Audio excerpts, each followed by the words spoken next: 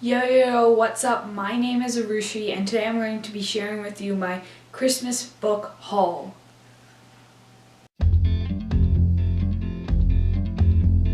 Today I'm gonna be sharing with you my Christmas book haul. Really, that's it. There's no explanation as to why I'm doing this. Bam! Christmas book haul. I got 7 books in total. 4 of them were gifted by my parents, 1 by somebody I know, and 2 I bought for myself. So I'm going to start with the one that was gifted by my parents' friends. So that is What Happened by Hillary Rodham Clinton. Basically, my mom's friend was like, so I got it. I didn't have to buy it because it's 30 big bucks and I did not want to pay that much. But I really want to know what happened. I am also currently in the middle of it, so it's good. I like it. It's really interesting, and I will probably be making a review on it because it's a really interesting story, and I want to share with you how I feel about it.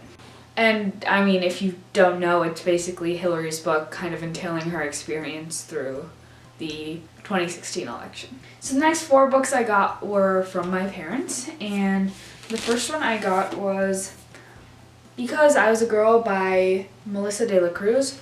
Whoa.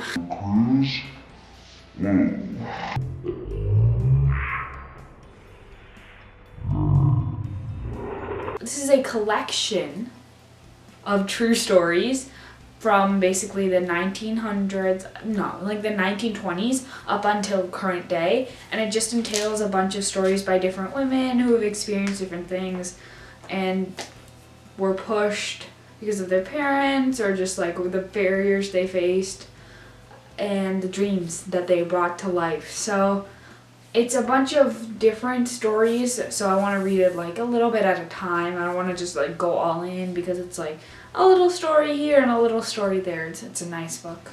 So I'm excited for that. The next book is The Subtle Art of Not Giving a Counterintuitive Approach to Living a Good Life by Mark Manson.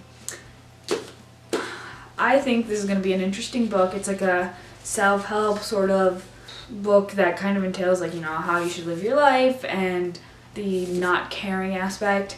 I personally feel like I do worry a lot, and I guess my parents see that. So they're like, well, here's a book for you. So it's going to be fun, and it's fun orange color, and I really like it. The next book is I Am Not Your Perfect Mexican Daughter by Erica L. Sanchez. And this is a really pretty colored book. It's about this girl whose sister died, and her sister was that perfect Mexican daughter, and she isn't. So it's kind of dealing with both her sister's loss and just having that pressure in her family. And it's a very coming of age story mixed with, all these coming of age stories nowadays in YA have that little little thing that makes them separate. But I feel like I'm gonna get a lot of Aristotle and Dante kind of vibes from this. I'm excited. I think it's gonna be interesting to see a different perspective. I guess I've never really read about Mexican daughters and like what those expectations are, so it'll be interesting. So this next book is the last book that my parents gave me. It's called This Is Where It Ends by Marieke Nijkamp, told from 4 different perspectives over the span of 54 harrowing minutes. Terror reigns as one student's calculated revenge turns into the ultimate game of survival. It's going to be interesting, and basically it's about a school shooting, but it's a little bit of a fiction-y version, and it's told from the survivors. I think it's going to be really interesting, and I'm definitely going to review it on this channel because I love the concept. This is Savage Song by Victoria Schwab. This is the first book in the Savage Song duology, I think it's called. But I haven't really heard too much. I've never seen a review about this, so I'm not really sure what it's about. But I've also heard good things about the series, and I've read Victoria Schwab in general, and I definitely want to read more of her stuff. From the back, what I can gauge is there's a world where there's real monsters, and I'm not sure what type of monsters they are, but one they say is a guy who can steal souls with a song. It's about this guy and this girl who's trying to leave the city, but the guy isn't human, and the city is divided and crumbling. These are these teenagers, probably, you know, since YA, are the only ones that see, like, that there can be a unification. It's interesting, and I've heard really good stuff about this one. I think it's gonna be cool. Plus, it has a violin on the front, and that's pretty epic, and I also really like the side. I was scanning the shelves of Barnes & Noble's trying to find a book I really, really wanted that I just knew I had to have, because I wasn't really feeling that way through towards any book. But then I saw this. Alex Rider, Never Say Die by Anthony Horowitz. If you don't know me, well, I absolutely love Alex Rider so much. I will be linking my review to the first book down below.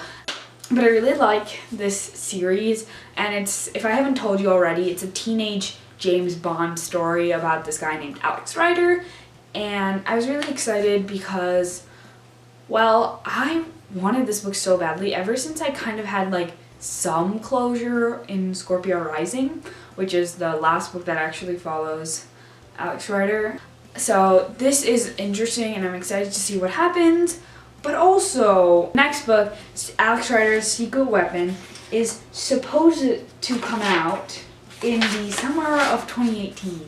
So I'm just really excited to finally kind of follow another series as it's published, and one that I've had a strong connection to for a super long time. Hopefully I will get to them in the year of 2018, and I know for sure that 2018 is going to be a definite new year for me. If you haven't seen my last video, check it out. It's about how I feel about my YouTube channel going forward and what I'm going to try to do and all of that stuff. Make sure to hit that subscribe button down below. Thanks for watching. Remember to like and comment, but more importantly, share and subscribe. Hit that loopy button down below. You know, spread the word, and see you next time. Bye!